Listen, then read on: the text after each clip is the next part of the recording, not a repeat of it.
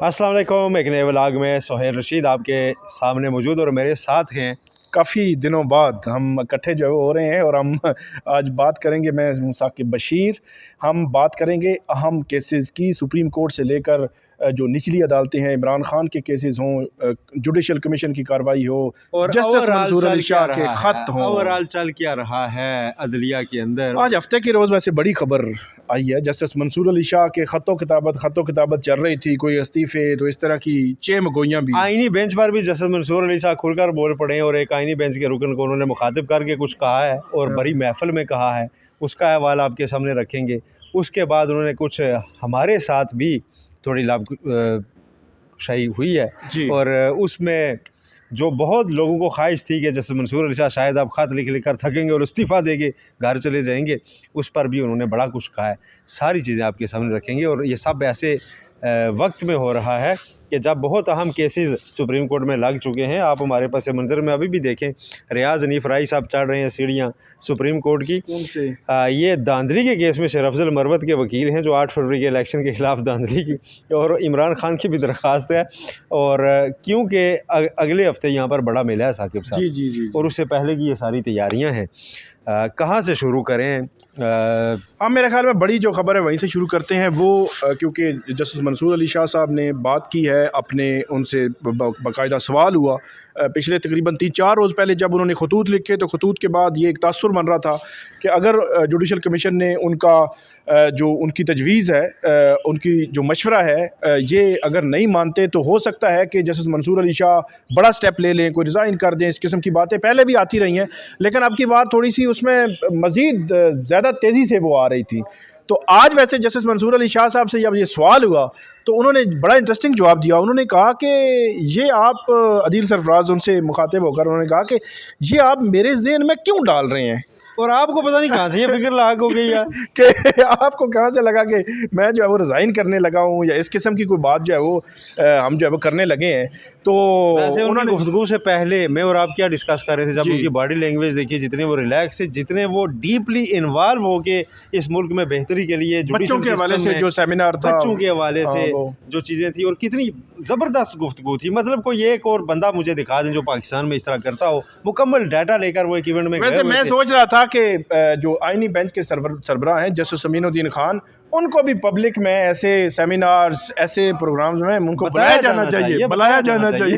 देखें, आर्टिकल 11(3) की उन्होंने वहाँ पर बात की। नाज़रीन, बात ये थी कि बच्चों का इंसाफ जो है, बच्चों से इंसाफ इस मुल्क में नहीं हो रहा। इस मौजू पर तकरीब थी, वहाँ जस्टिस मंसूर अली शाह गए थे, जस्टिस जमाल मंदोखेर भी मौजूद थे। जस्टिस मंसूर अली शाह ने बड़ी कंप्रीहेंसिव किस्म की स्पीच की। वैसे मैं सोच रहा था कि ये बच्चों से इंसाफ नहीं हो रहा, इस पे क्या बात करेंगे, वो क्या तकरीर करेंगे, लेकिन उन्होंने आधा पौना घंटा एक तो उन्होंने बताया जी कि हमारी अदालतों में बच्चा पेश होता है जिसके माँ बाप की सेपरेशन हो रही होती है, और बच्चे को हम ऐसे समझते हैं जैसे कोई हम साइड में पड़ी हुई कमोडिटी है, हम उसको पूछते ही नहीं कि तेरी मर्जी क्या है।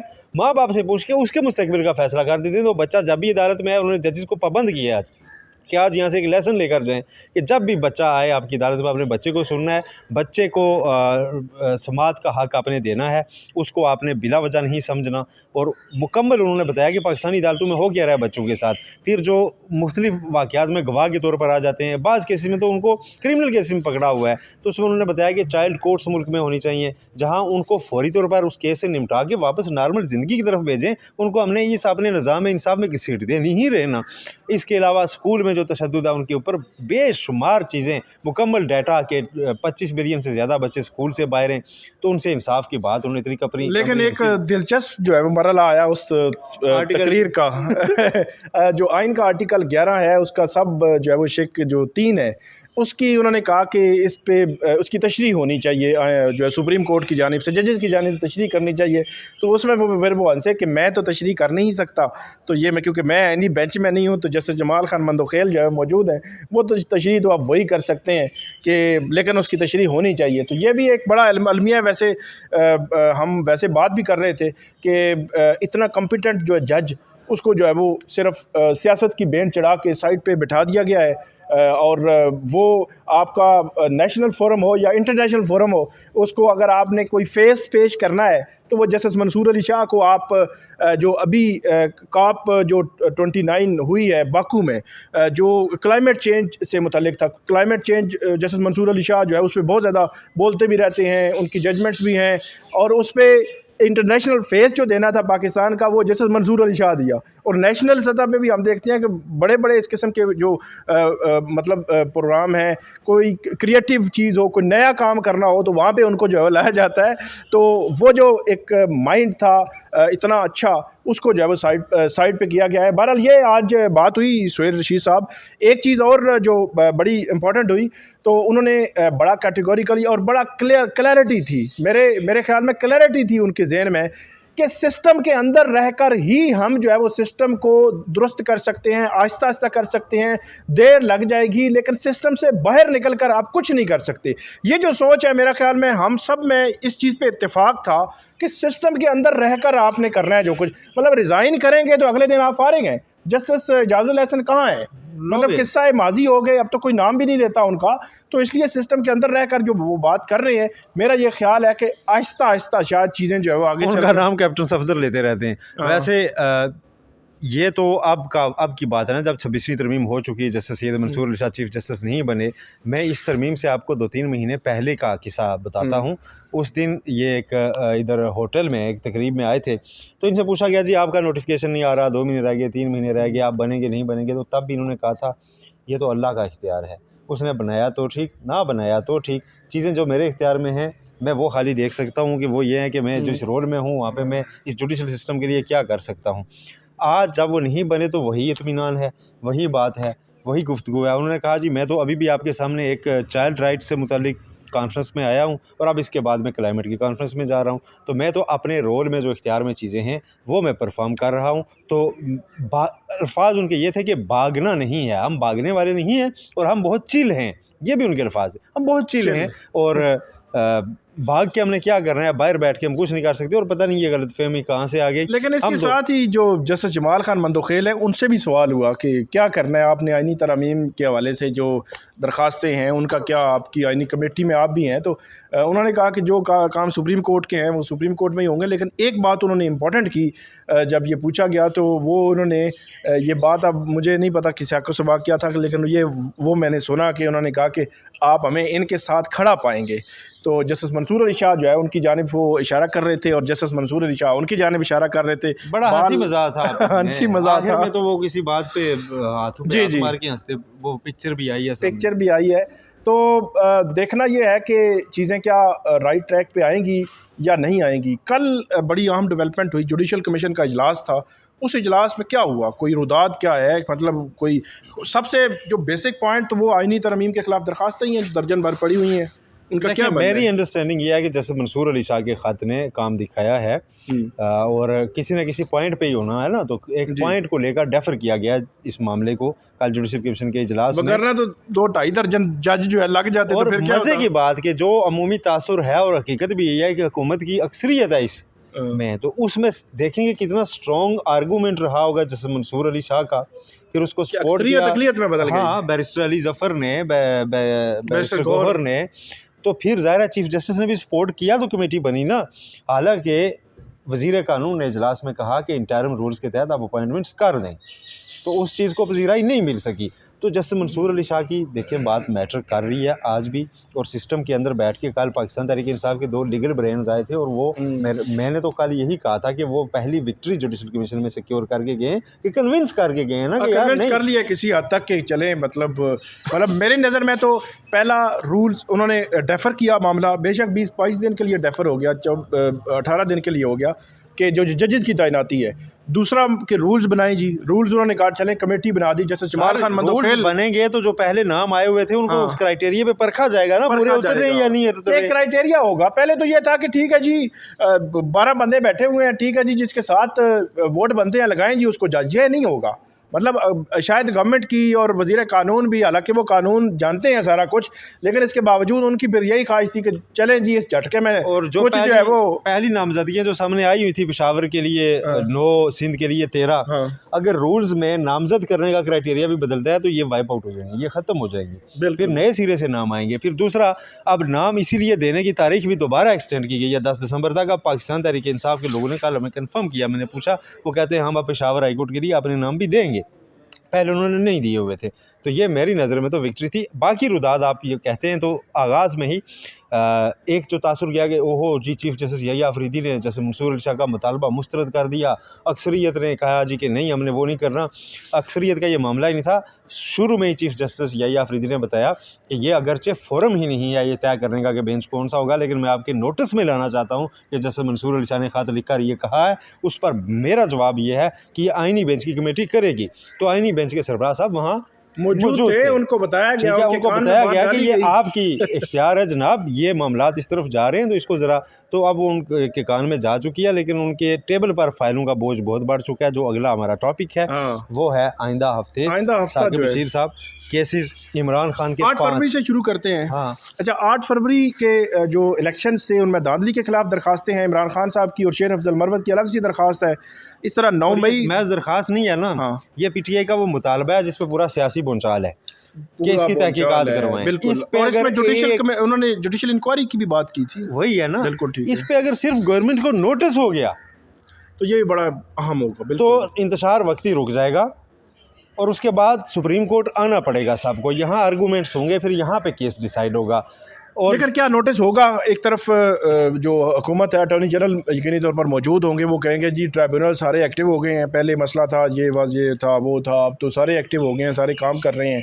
तो पीटीआई के लिए पीटीआई को कोई ऐसा वकील जो प्रोफेशनली तैयारी करके आए, कुछ पॉलिटिकल स्पीच नहीं चाहिए, उनके पास फैक्ट्स हों, उनके पास फिगर्स हों, उनके पास डॉक्यूमेंट्स हों, उनके पास जो गैर सरकारी इदारे हैं उनकी रिपोर्ट्स में वकील, तो क्या एक्सपेक्टेशन उनके, मतलब यह है कि जो भी चले हामिद खान साहब वो पूरी तैयारी करके आए। आपने अगर पॉलिटिकल स्टेटमेंट्स दी तो ये बेंच आगे नहीं बढ़ सकेगा, आपने बेंच को कन्विंस करना है। मतलब वो बैठे हुए होंगे, हो सकता है ज़हनी तौर पर आए कि नहीं जी, आपने गैर सरकारी इदारों की रिपोर्ट्स लेके आए, अथेंटिक रिपोर्ट्स लेके आए, रखे उनके सामने कि इंटरनेशनल इदारे क्या कह रहे हैं, मुल्की इदारे क्या कह रहे हैं, मीडिया उस वक्त क्या रिपोर्ट कर रहा था। बहुत सारी ऐसी चीज़ें जो आप रिकॉर्ड पे ला सकते हैं। तो तैयारी करनी होगी, वरना तैयारी के बगैर काम नहीं, सियासी तकरीर पे काम नहीं चलेगा। क्योंकि हुकूमत के पास एक बड़ा वैलिड पॉइंट होगा कि जितनी भी इरेगुलरिटीज़ हैं या धांधली है या जो कुछ भी है, इनके सारे केसेस ट्रिब्यूनल्स में जा चुके हैं। और जब हम ये बात कर रहे हैं तो मेरा ये ख्याल है कि मुल्क भर में सारे ट्रिब्यूनल्स एक्टिव हैं। पहले आज से महीना डेढ़ पहले हम जब बात करते थे तो उस वक्त वो रिटायर्ड जज नहीं लगे, इस्लामाबाद वाला भी जैसा उन्होंने रिटायर्ड जज एक लगा दिया। तो ये एक बड़ा वैलिड पॉइंट गवर्नमेंट के पास होगा। तो उनको कन्विंस करने के लिए वकील साहब जो भी हों वो तैयारी करके आएँ, तब वो कन्विंस होंगे। वैसे जो है वो कन्विंस नहीं होंगे, क्योंकि 8 फरवरी और अब जो है वो 6, 7, 8 दिसंबर हो चुकी है। तो कितना टाइम गुजर चुका है, तकरीबन 11 माह गुजर चुके हैं। तो बहुत सारे लोग बात भूल भी जाते हैं। साकिब भाई, एक चीज़ और भी हो सकती है ना कि उसमें फिर अगर इतना ऑर्डर भी है बेंच देके केस डिस्पोज ऑफ करता है जी कि 1 महीने के अंदर सारे ट्रिब्यूनल्स फैसला सुनाएंगे, ये भी अच्छा है, ये भी मतलब ठीक है, काबिल अमल कह सकते हैं इसको। और दूसरा ये है कि इस केस में ये इंटरम ऑर्डर करके भी तो केस पेंडिंग रखा जा सकता है, केस निपटा नहीं रहे हम, आप ये फैसले सुनाएं, क्योंकि आपका वक्त जो था वो गुजर चुका हुआ है 120 दिन का। अब आप 1 महीना और नहीं, ये फैसले सुनाएं और फिर हमारे सामने एक पिक्चर आ जाएगी कि क्या हुआ क्या नहीं, कितने सेटिस्फाई है कोई पार्टी नहीं है। फिर उन ट्रिब्यूनल्स की दरखास्तों को भी हम इसमें लगा सकते हैं, कई तरीके हो सकते हैं। ठीक है, तो कहने की बात यह है कि मौका है, मेरी नज़र में गोल्डन अपॉर्चुनिटी सुप्रीम कोर्ट के पास है। और इस वक्त फ़ाइल पर रहने के बजाय, आप बहुत ज़्यादा टेक्निकलिटीज़ में जाने के बजाय, माजी में सुप्रीम कोर्ट पर इतनी चीज़ें जो है ना गलत चीज़ों के लिए इस्तेमाल होने के इल्ज़ामात हैं, तो अगर मुल्क में इंतशार रुकने का एक सिलसिला आपके हाथ से निकल सकता है, एक भला काम हो सकता है, तो मैं ज़ाती तौर पर तो ये समझता हूँ कि जो जितने केसेस 5 लगे हैं साकिब साहब, इनमें चंद रिमार्क्स भी इस अदालत की जानिब से पिक्चर बदल सकते हैं। पिक्चर बिल्कुल बदल सकते हैं, लेकिन ये बड़ा अहम होगा अगर वो ऐसे कोई रिमार्क्स जो है वो देते हैं। वैसे तो जो आइनी कमेटी है या आइनी बेंच है, वो जो तनकीद है मेरे ख्याल में उन तक पहुंच रही है। वो उसको फील भी कर रहे हैं। ये भी आज जो है वो पता जी, चला जी। है कि ये भी आज पता चला। आज पता चला है कि आईनी जो बेंच है वो उन पर होने वाली तनकीद को वो फील इस तरह कर रहे हैं कि हमने पता नहीं कौन सा गलत काम कर दिया है, जो हमें लगाया गया है हम वो काम कर रहे हैं, जब हटाएंगे तो हट जाएंगे। हटाएंगे तो हम हट जाएंगे। हम कौन सी अपनी मर्जी से बैठे हुए हैं कि सुबह से शाम तक जो है वो लगे होते हैं और फिर हमारे। कहने वाले ने वहाँ कहा हाँ, कि आपके पास तो गोल्डन अपॉर्चुनिटी है, हमारी तो सब बेस्ट विशेज़ हैं आपके साथ, बिल्कुल। आपके पास अगला बड़ा अहम हफ्ता है। हाँ। तो उनका जी देखें, हम में से हर बंदे ने अपना हल्फ ले रखा है और उसकी हम पासदारी करेंगे। तो अब 9 मई इंक्वायरी, हाँ, 9 मई की इंक्वायरी ये भी इमरान खान के मुतालबे में शामिल है और हालिया मुतालबात में शामिल है। अब उसकी दरख्वास्त भी लग गई है। ये सारे केसेस अगर अच्छा इसमें है कौन कौन से केसेस? 9 मई इंक्वायरी मतलब जुडिशल इंक्वायरी के लिए, और 8 फरवरी 8 इलेक्शन, फरवरी के इंतखाबात इमरान खान के खिलाफ को कंटेम्प्ट, खैबर पख्तूनख्वा मुंतकिल करने का केस है। इसके अलावा कंटेम्प्ट है इमरान खान के खिलाफ, कंटेम्प्ट है जो 2022 में 25 मई मिलिट्री का कोर्ट्स वाला एहतजाज केस था। भी लगा हुआ है। मिलिट्री कोर्ट्स वाला केस भी लगा हुआ है। ये सारे केसेस जो हैं, अच्छा इसमें मेरा सवाल ये है कि अगर खान साहब ने कहा कि मैं तो खुद पेश होना चाहता हूँ तो फिर क्या होगा? तौहीन अदालत केस में तो उनकी हाजिरी लगनी है अगर केस चलना है तो। देखें, जिसके खिलाफ कंटेम्प्ट है उसकी पेशी लाजमी होती है। अच्छा हाँ, तो नहीं, बाकी जो 8 फरवरी का फॉर एग्जांपल, वो अगर पटिशनर हैं इमरान खान, जिस तरह नैब तरमीम वाले केस में वो पटिशनर थे, तो उन्होंने सुप्रीम कोर्ट ने ये यकीनी बनाया, मतलब फॉर एग्जांपल उसने केस लगा होता है 8 फरवरी वाला, तो वो कहते हैं जी आप जो पटिशनर है ना उनको एक दफ़ा हमें मिलने दें। पटिशनर साहब कहें कि नहीं मैं इन पर्सन आना चाहता हूँ। पता नहीं पाकिस्तान तहरीक इंसाफ जी आपका माइक भी ताबील हमारा माइक हाँ, पता नहीं पाकिस्तान तहरीक इंसाफ में इस वक्त चल क्या रहा है, लेकिन इस वक्त मेरा ख्याल है उनकी मीटिंग्स होनी चाहिए या हो रही होंगी कि भाई करना क्या है, क्योंकि ये पहला मरहला होगा कि उन्हें आगे मेरिट्स पर कोई केस आर्गू करना है आईनी बेंच के सामने। क्या आईनी बेंच के सामने दरखास्तें चलानी है या नहीं चलानी? पिछले हफ्ते उनका केस लगा था इलेक्शन एक्ट में तरमीम का, उन्होंने दरखास्त टेक्निकल सीआर लेकर वापस ले ली। आईनी बेंच के सामने आर्गूमेंट्स नहीं किए। जस्टिस जादस खाजा की दरखास्त आई हुई है कि आईनी बेंच तो मिलिट्री कोर्ट्स वाला केस भी मुलतवी करे, क्योंकि अभी आपकी अपनी हैसियत तय होना बाकी है 26 में। लेकिन एक चीज़ तो आप पीटीआई क्या मौक़िफ़ लेगी? इन केसेस को चलाएगी? सवाल मेरा सुन ले पहले पूरा। अगर वो इन केसेस को चलाती है तो कोई राह भी निकल सकती है। अगर वो इन केसेस को नहीं चलाती तो फिर उसका एक ये चीज़ आ सकती है कि वो जो डिमांड्स कर रहे हैं जी कि हमारे साथ ये करें, केसेस लगाएं, ये वो, गवर्नमेंट फिर तो उठ के आएगी। वो कहेगी यार आपके केसेस सुप्रीम कोर्ट लगी, आप वहाँ जाके आर्गूमेंट नहीं करते, हमें आप कहते हैं जी कि ये कर दें, वो कर दें, जुडिशल इंक्वायरी कराएं। आपकी दरखास्त थी ना, उन्होंने लगा ली थी, जाके कर दें आर्गूमेंट्स, आपने क्यों नहीं किए? तो ये पीटीआई को बड़ा सोच समझ के इस पे फैसला करना नहीं होगा। वो एक बात सुहेल साहब बड़ी क्लियर है कि अगर पीटीआई ने 26वीं आईनी तरमीम को नहीं माना तो फिर नहीं माना। आपने जो चीफ जस्टिस की तैनाती वाली कमेटी थी उसमें नहीं गए, चले ठीक हो गया, लेकिन आप जुडिशल कमीशन में तो आ गए। जुडिशल कमीशन में पहले और थे, आप जो है मेंबर आपके और आ गए हैं, तो जुडिशल कमीशन तो रिकॉन्स्टिट्यूट हुआ है और 26वीं तरमीम के बाद मेरी बात सुनिए। रेलवे अराजी का उस दिन केस लगा था तो रोस्टम पारवेज़ अली जफर, अहमद खान सारे मौजूद थे। आर्गूमेंट्स ये अपने कॉमन कस्टमर के आर्गूमेंट्स क्लाइंट के कर रहे हैं उसके सामने, तो आप पार्टी को भी जब मेरा ख्याल में ये नुकसान होगा लॉ ऑफ लैंड, मतलब for example dismiss non prosecution भी फॉर एग्जांपल हो जाए तो आपका जो बल्ले वाला केस है वो डिसमिस नॉन प्रोसिक्यूशन हुआ जो काजी फाइसा के सामने लगा हुआ था, तो आखिरी दिनों में उन्होंने कहा कि आगे कर दें, तो वो कर गए डीएनपी। अब वो ऑर्डर मैंने नहीं पढ़ा कि उसमें डीएनपी लिखा हुआ भी है नहीं, लेकिन काजी फाइसा ने जो डिक्टेट करवाया था उसमें डीएनपी नहीं था, उन्होंने कहा जी डिसमिस। तो डिसमिस अगर हो जाए तो आपका तो नुकसान हो गया ना, वो आप फिर बहाल करवाएंगे, एक लंबा प्रोसेस है। लॉ ऑफ लैंड में मेरे ख्याल में पेश तो उनको होना पड़ेगा और होना चाहिए, तैयारी करके होना चाहिए, पूरी तैयारी करके। जो कोशिश निकलती है वो करें ना। 26वीं तरमीम का जब स्टेज आएगा तो फिर देखा जाएगा। हाँ, ये आप कर लेंगे, केसेस को फौरी उस दिन डिसाइड ना होने दें। वजह पता है क्या है? एक दिन में आईनी बेंच के पास आजकल वक्त होता है 9:30 से 11 बजे तक का 1.5 घंटा, उसमें वो अपना टेबल खाली करते हैं। उसी दिन अगर उनके 4 केसेस ऐसे बड़े बड़े लगे हुए हैं, अरशद शरीफ केस भी लगा हुआ है, धांधली भी लगा हुआ है, नोबी भी लगा, तो उसमें आप क्या एक्सपेक्ट करते हैं कितनी देर केसेस चलेंगे? नहीं बिल्कुल ठीक कह रहे हैं आप, टाइम तो वो कम होगा वो डेफिनेटली, लेकिन मैं एक मिलिट्री कोर्ट्स पे ज़रूर बात करना चाहूँगा। मिलिट्री कोर्ट्स का केस जो है देखें, वो मेरे ख्याल में दिसंबर में उस पर स्टे हुआ था, फिर दरमियान में अप्रैल या मई में कहीं वो ईद उल फितर थी तो 20 बंदे उन्होंने छोड़े, तो आई थिंक कि जून जुलाई में आखिरी समाअत हुई थी, जुलाई में मेरे ख्याल में। तो उसके बाद वो आ गया ये मखसूस नशस्तों का केस और ये 400 मामलात चलते रहे, तो फिर 5 माह के बाद ये केस लगा है, दरमियान में लार्जर बेंच की तरफ गया।